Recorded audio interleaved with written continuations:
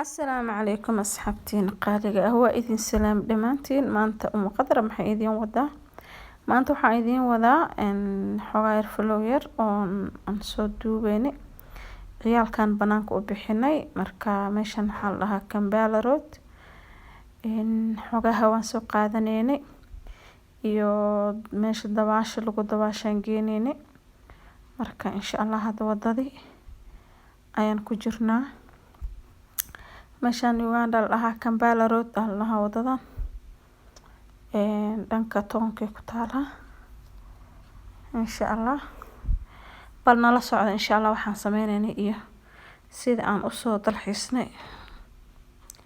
saabteed fiidiyowgan yar idin ka soo duubay insha Allah inaan idin la qaybsado marka waa kaahe ila socda insha Allah haduu Ilaahay yiraaho hadda kadib waan ku soo dadaali doonaa fiidiyow duubista ama vlog aan idin soo duubo ama aan cunto kariyo ama aan idin soo fariistay insha Allah way iga go'an tahay markaan inaan YouTube-ka u soo kawan gashto waa kaas asxaabteed qaaliga soo dhawaada insha Allah ma sha Allah tabarakallah waa kaas soo dalxiiseena kaaliska arag waaye baabuurkana arlada dhan qarna waa naga dheeriyahay bas weyn waaye wadadii naga xiray marka xoogaa waa kaas meeshan Uganda la dhahaa Afrika meesha ugu hadii la dhaho Soomaalida ugu roon oo macnaha aan nabadgelyo ku helno waaye inkastoo tuugo yar yarooti ee iska dhacaan laakiin shacabka iyo dawladda mid ka nabad galna waa marka ma sha Allah tabarakallah intaasna waxa way abaalkooda way nagu leeyihiin dad Soomaali abaal guud oo galan waan anaga ma sha Allah waa kaas meeshan ku soo soconaa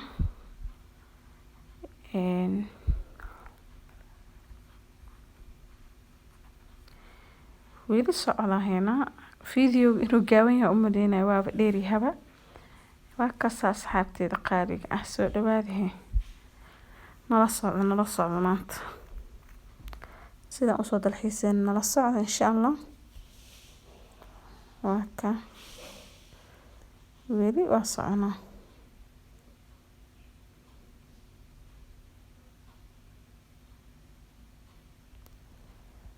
waa ka markan telefonka iga dhacay laakiin waan ka jaray inta badnada kastaasaan ka jarin marka waxaa imaanay meesha hadda dabaasha imaanay meeshan jabi degan waa ma sha Allah aad ay ugu helaysa waxay ku taalaay hadda African Hotel bay ku taalaa ma sha Allah dadkii dabaalanay u nimid waa kaasa biyahooda nadiif ma sha Allah tabarakallah waaye kaaliska arag anka sariista meesha dadka waaweyn ku qabaysanayeen ee galowsa waa taqaanaa hal dabaasha